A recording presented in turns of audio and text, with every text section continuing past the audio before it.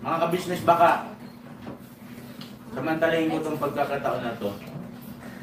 Kung po pwede po sana, lalambing ako sa inyo. Supportahan niyo po yung Anime Reactors TV. Solid ka business po yan. Tapos ano po kasi siya, bedridden na po, mga ka-business. So sa pamamagitan ng pagbablog, awa ng Diyos nga, na-monetize na siya. Nagkakaroon siya ng kaunting revenue. Kaya maliliit lang kasi yung views niya. Baka pwede po, supportahan natin si Anime Reactors TV. Yan.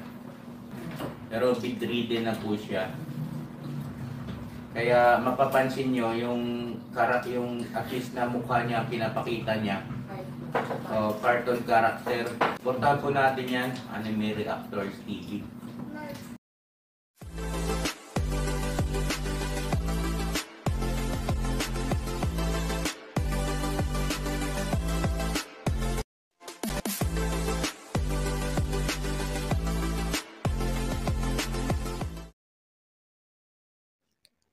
Hello guys, mapagpalang araw po sa ating lahat.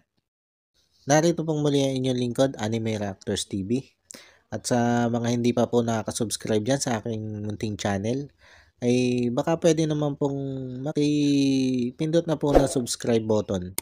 At makilike and share na rin po ng aking mga video. At patuloy din po natin suportahan ang Mag-amang Ka-Business Official at Papa Dins TV. At ganun din po yung kanilang second YouTube channel na Ka-Business Family. Yun, panibagong araw, panibagong reaction ulit tayo guys. At for today's video po ay gawa po natin ng reaction. Itong isang vlog ni Ka-Business na kung saan ay pinuntahan nga po nila itong si Kyla para kumbinsihin na ipagpatuloy yung kanyang pagpapaturo. Dahil nalaman nito sila Ka-Business na nung dalhin nitong si Papa Dins, itong si Kyla dito kay Dr. Vincent, ay tumanggi nga po ito na magpaturo. Alam naman nga po natin na napakalaki talaga ng naging tulong dito kay Kyla nung pagkakaturok sa kanya dati. Kaya nga lang, ay nung dalhin ni Papa Dins ulit itong si Kyla dito kay Dr. Vincent, ay kahit nga anong gawin ni Dr. Vincent at itong si Papa Dins na pangungumbinsi dito kay Kyla, ay hindi na ulit ito nagpaturok. At bukod nga po dyan sa hindi pagpapaturok nito si Kyla, ay nung ihatid nila Papa Dins ito sa kanilang bahay, ay meron pa silang isang natuklasan patungkol dito kay Kyla. Dahil itong si Kyla pala ay hindi rin iniinom yung kanyang mga gamot na binibili sa kanya ni Papa Dins. At ito ay itinatago lang niya. Nung ipahanap nga daw po ni Papa Dins yung pambaak ng gamot nitong si Ate Kyla, ay doon natuklasan ni Ate Criselda yung napakaraming gamot pa nito si Ate Kyla. Ibig sabihin ay hindi talaga siya umiinom ng mga gamot na inirereseta ni Dr. Vincent. Siguro ang akala talaga nito si Ate Kyla ay talagang magaling na siya. Siguro kailangan niya ay nalagpasan na niya ng tuluyan yung kanyang depresyon. Marahil yun din yung naging epekto nung unang pagkakaturok sa kanya. Yung napil niya na magaling na siya. Dahil naramdaman niya sa sarili niya na napakalaki na ng pinagbago niya. Kaya malamang dahil ganun yung napil niya na malaki na yung pinagbago niya, ay inakala niya o inaakala niya na siya ay tuluyan ng magaling o tuluyan na niya nalampasan yung kanyang depresyon. Kaya lang, sa nakikita naman natin sa kanya, oo, at nakikita nga natin na siya ay may malaki ng naging improvement, pero nakikitaan pa rin natin siya ng mga pangilan-ngilan na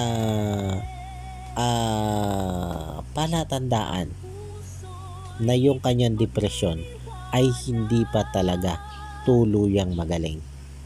Kaya nga ito sila ka-business ay nag-abala na magbiyahe papunta dito sa Bulacan para nga puntahan ito si Kayla at subukan kung makukumbinsi nila na ipagpatuloy yung pagpapaturo.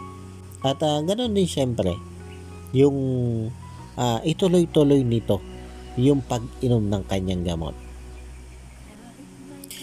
At noon nandito na nga po sila sa Bulacan at kausap na nila itong si Nanay Seni at itong si Ate Criselda, ay dito itinanong ni ka-business itong si Nanay Seni kung ano nga ba yung nangyari. Kung totoo nga ba na ito si Kayla ay hindi umiinom ng gamot.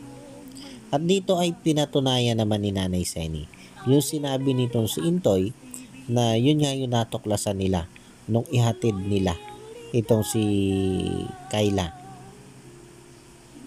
At dito ay bukod doon sa pinatunayan ni Nanay Seni na hindi nga umiinom itong si Kayla ng gamot, ay may nabanggit pa itong si Nanay Seni na itong isa sa mga kamag-anak nila ay pinagdududahan pa itong pagtulong na ginagawa nila ka-business dito kay Kayla. Kumbaga, parang minamasama nila yung ginagawang pagtulong nila Papa Dins at ka-business dito kay Kayla. At ayon nga dito kay Nanay Seni, ay maraming hindi magandang salita na sinasabi itong kamag-anak niyang ito. May binanggit pa nga daw ito na nabigyan lang itong si Nanay Seni ng 3,000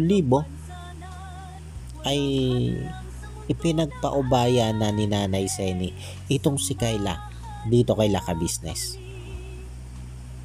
Kaya ang sagot daw dito ni Nanay Seni sa kamag-anak niya ito ay hindi nga daw po niya ipinadala itong si Kayla dito kay Laka Business nang para sa kung ano lang, kundi ang gusto niya o ang hangad niya ay ang gumaling itong si Kayla, dahil nga wala silang kakayanan na ito ay ipagamot. At ito sila Papa Dins at ka-business nga lang ang nagkaroon ng malasakit na ito'y ipagamot. Ngayon, itinanong ni ka-business kung ito bang kamag-anak na ito ni Nanay Seni ay may nagawa man lang dito kay Kayla nung ito'y nagkaroon ng depresyon. Kung nasubukan man lang ba nitong mga ito na ipa-check up ito si Kayla. Pero ang sabi ni Nanay Seni, ni kusing, wala silang naging tulong o wala silang naging malasakit para ipagamot o ipatingin man lang o ipa-check up man lang itong si Kayla. Ito yung mahirap guys Ito yung mahirap sa mga tao na pakailamera o pakailamero, na wala naman silang nagiging tulong, wala naman silang nagiging ambag, ay napakagagaling nilang mangkusga. Hindi lang yung kamag-anak na yan ni Nanay Seni. Sa comment section ni ka-business. At minsan nga, ganun din sa comment section ko. Maging doon sa mga Facebook fan group, may mga nagko-comment doon na binabash ang ginagawang pagtulong nito sila ka-business. Na sila ay nagbibigay ng pagdududa sa ginagawang pagtulong nila ka-business. Pero mismo sila ay mga wala namang naiitulong sa kapwa nila. Yung bang tipong ang lalakas makapanghusga, ang lalakas makapanilip, pero sila ay wala namang ginagawa na maganda para sa kapwa nila. Bakit kaya may mga ganitong tao? Na yung kalip na maging masaya sila, dahil may mga ganitong tao katulad ni Ka-Business at ni Papa Dins na tumutulong sa ating kapwa na higit na nangangailangan. Halip matuwa sila, ay binabatikos pa nila yung ginagawang pagtulong nitong sila Ka-Business at nitong si Papa Dins. Samantalang sabi ko nga, wala naman silang naiambag sa ginagawang pagtulong na yan nila Ka-Business. Ni isang singkunduling na hindi nga sila nag-sponsor man lang, o ito Ka-Business, idagdag mo dyan, o ito Papa Dins, idagdag mo dyan sa ginagawa mong pagtulong. May isang sintabo man lang ba sila na iniabot dito kay Ka-Business, kay Papa Dins, para dito sa ginagawang pagmimisyon o pagtulong nito sila Ka-Business at Papa Dins, para sila'y manghusga, para husgahan nila ang ginagawang pagtulong na mag-amang ito? Di ba wala? Pero sila pa yung ang lalakas manghusga, ang lalakas mambash, ang lalakas manilip, na kesyo yung mga tinutulungan nila Ka-Business ay pinagkakapirahan lang nila Ka-Business, na yung pagtulong nila Ka-Business ay for views lang at para lang sa sariling kapakanan nila Ka-Business. Tama si Ka-Business, yung pagtulong nilang yan ay bonus na lang yung views, at kung magkakaroon ng views ay malaking pasalamat nila, dahil malaki ang magiging tulong ng magiging views na yon doon sa mga kababayan pa natin na iba pa nilang matutulungan. Pero sa pagsisimula pala ng pagbablog, hindi mo yan alam kung yung pagbablog mong yan ay magkakaroon ng views. Hindi mo alam kung pag ini-upload mo ay papanoorin ng maraming tao. Kaya yung sinasabi nila na yung pagtulong nila Ka-Business at ni Papa Dins ay for views lang o para sila'y kumita. Yun daw lang yung layunin nito sila Ka-Business at Papa Dins. Ay hindi po. Dahil kung mapapansin natin, kahit walang naging views o naging malaking views yung mga tinutulungan nitong sila Ka-Business at nitong si Papa Dins, kung sa tingin nila kinakailangan nila itong balikan at kinakailangan muli nilang tulungan, ay binabalikan nila yan kahit wala silang nakukuhang malaking views dyan. Isang halimbawa na lang itong si Hana, itong anak nila Kuya Macario. Hindi naman sila nagkaroon ng malaking views dyan. Ito, simulat sa poll ng iblinag nila ay hindi sila nagkaroon dito ng malaking views. Kahit nung pabahayan ito nila Ka-Business, hindi ito nagkaroon ng napakalaking views. Na kung ang kwekwentahin ay yung mga naging views nito sila Hana, nito sila Kuya Macario, ay hindi sasapat doon sa laki ng naitulong dito nila Ka-Business, nito sila Papa Dins. Kumbaga, kahit pagsama-samahin pan lahat, yung naging views nitong sila Kuya Macario sa vlog nila Ka-Business at ni Papa Dins, ay kulang na kulang pa yon para doon sa laki na naging tulong dito nila Ka-Business. Pero kita nyo naman, hanggang sa ngayon ay binabalik-balikan nila Papa Dins itong sila Hana. At sa katunayan pa nga, ay itong si Hana ay isa ito sa mga scholar nitong si Papa Dins. Kaya kung totoong views lang ang habol nito sila Papa Dins, nila Ka-Business, dito sa kanilang pagtulong, dito sa kanilang pagbablog, ay di sana yung mga ganyang mahihinang views nila na tinutulungan ay hindi na sana nila binabalikan yan. Kaya doon sa mga tao na patuloy na humuhusga dito sa ginagawang pagtulong nila ka-business at Papa Dins, abay mahiya naman kayo sa mga sarili nyo man lang. Dahil baka yung mga ginagawang pagtulong na mag-amang ito ay ni baka kalahati man lang doon ay hindi mo pa nagagawa sa kapwa mo. Ay baka nga sa mga kamag-anak mo ni hindi ka rin nakakatulong ay doon pa kaya sa kapwa mo. Tapos kumahusgahan mo itong sila ka-business at itong si Papa Dins ay ganun-ganun na lang.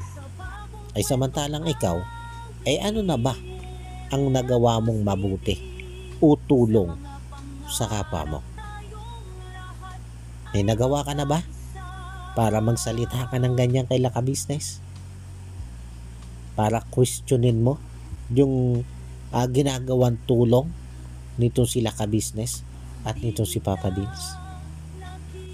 Humarap ka sa salamin at tingnan mong mabuti ang sarili mo. At tanungin mo na rin ang sarili mo sa harap ng salamin. Kung yung bang ginawa na kabutihan ng hinuhusgahan mo ay nagawa mo man lang ang kahit kalahati nun. Kung hindi, aba ay mahiya-hiya ka naman sa pagmumukha mo. Kaya bago ka manghusga ay tingnan mo muna ng mabuti o suriin mo muna ng mabuti yang sarili mo. Dahil baka ang alam mo lang gawin ay ang manghusga ng kapwa mo. Kaya itong kamag-anak ni Nanay Seni na ito, malamang sa malamang, isa ito dito sa mga nanghuhusga kay ka-business sa comment section. Malamang isa yan dyan sa nambabash dito kay ka-business at kay Papa Dins. Sinabihan pa nga daw itong si Nanay Seni na ipinapaubaya daw itong si Kayla dito kay ka-business. Ay yung mga kasama daw nito sila ka-business ay puro may mga sira ang ulo. Kumbaga, ganon kalakas man-judge itong kamag-anak na ito ni Nanay Seni na pati pagkatao nitong mga kagwang ay hinuhusgahan niya. At saka sobrang napaka-judgmental nito guys Kasi sinabi din daw nito na 3 araw pa nga lang daw nanliligaw itong si Kuya Bong ay ipapakasal na agad nila ka-business. Kaya dito sa kamag-anak na ito ni Nanay Seni, ang tanong po, saan nyo nakuha yun? Yung impormasyong ipapakasal na itong si Kayla kay Kuya Bong.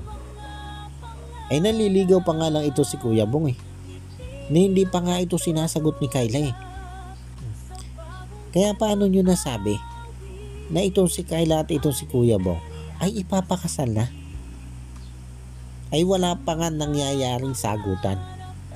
Ay kasalan na agad yan nasa isip mo. Parang sobra naman naging advance yung pag-iisip mong yan. Ay kung ganyan ka mag-isip, ay baka kinakailangan mo din lumapit dito kay ka-business o dito kay Papa Dins. At baka kinakailangan mo din ng konsulta dito kay Dr. Vincent. Dahil sa tingin ko ay hindi na matuwid yung pag-iisip mo.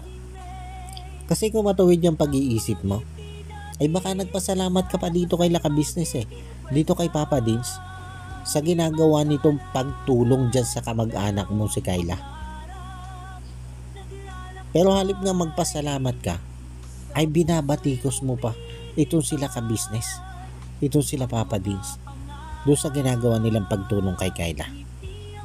Kumbaga, halip na magpasalamat ka, ay ginagawan mo pa ng mali siya. Itong ginagawang pagtulong nila ka-business at Papa Dins kay Kayla. Tapos sabi mo pa daw, na baka mamalayan na lang ni Nanay Seni, ay buntis na itong si Kayla dahil sa pagpunta-punta nito dito kay ka-business. Abate, ang lakas din ng trip mo, ang lakas ng tama mo. Parang sa tingin ko, mas malakas pa ata yung tama mo kaysa dito kay Kyla. Kaya para sa akin, ay mukhang ikaw ang kailangang ipatingin dito kay Dr. Vincent. Dahil parang malala ka na eh. Baka nga hindi na kaya ng turok lang yang pag-iisip mong yan. At tandaan nga dito guys, sa kamag-anak na ito ni Nanay Seni na masyadong i-judge o sinisilip ang ginagawang pagtulong nito sila ka-business at Papa Dins dito kay Kyla, ay isang napakabigat na desisyon ang binitawan nitong si ka-business sa vlog na ito. At ang banggit nga dito ni ka-business ay bibitawan na nila itong si Kyla. At ang magpagamot na lang dito kay Kyla ay itong magaling na kamag-anak nitong si Nanay Seni. Kumbaga, ipinasa na nila ka-business dito sa kamag-anak ni Nanay Sening nagmamagaling na ito yung responsibilidad sa pagpapagamot dito kay Kyla. Ang tanong ngayon, ipapagamot ba o kaya bang ipagamot nitong kamag-anak ni Nanay Sening may utak tungaw itong si Kyla? O baka naman ang kaya lang niyang gawin ay ang manghusga ng mga taong tumutulong dito kay Kyla. Ngayon, dahil mukhang kayo naman yung magaling, bata dyan sa sinasabi nyo, ay di tanggapin nyo itong hamon ni ka-business na kayo na ang magpagamot dito kay Kyla. Total, mukhang kayo naman yung magaling eh. Ay di gawin nyo, ipagamot nyo itong si Kyla. Huwag nyo nang iasa dito kay Laka Business at Papa Dins. Dahil kayo na may kamag-anak eh. Dahil kung tutuusin, ay kayo naman talaga ang mas may responsibilidad sa pagpapagamot sa kamag-anak nyo, hindi yung ibang tao. Sino ba sila ka-business para dito kay Kyla?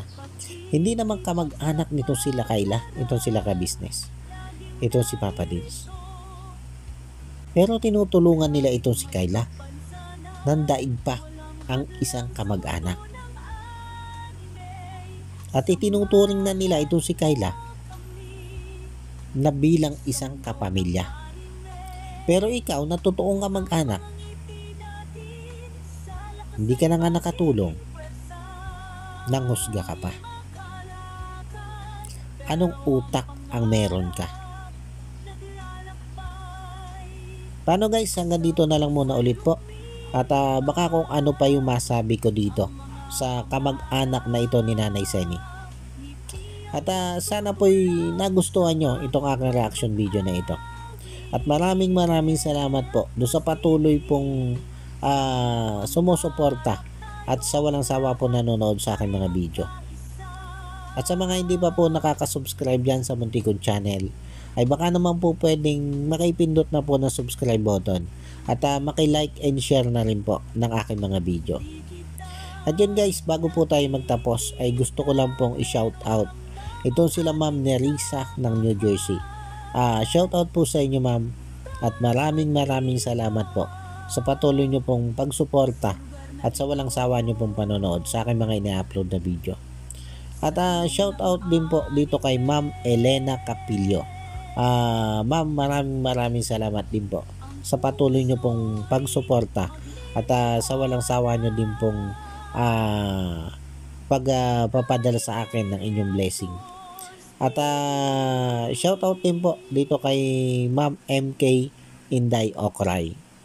At syempre ganun din po dito sa mga kasamahan kong reaktor na sila Taong Gala, Katangay PLC, Kalingap Turak, Ma'am Fleurs Channel, Annalisa Reality Vlog, Alminda Mix Vlog, at Kamix Vlog.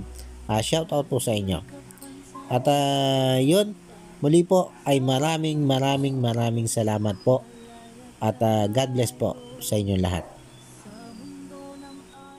Anime Reactors, shout out po. Suportahan natin yan si Anime Reactors TV. Yan, pakisupport po natin. Siya po ay isang bedridden na mga ka-business. Check nyo po yung kanyang YouTube channel, Anime Reactors TV.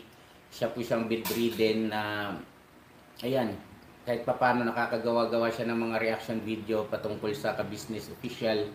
Suportahan po natin para kahit papano magkaroon siya ng revenue, may magamit siya sa pambili-bili man lang ng gamot. Ano po mga kabis.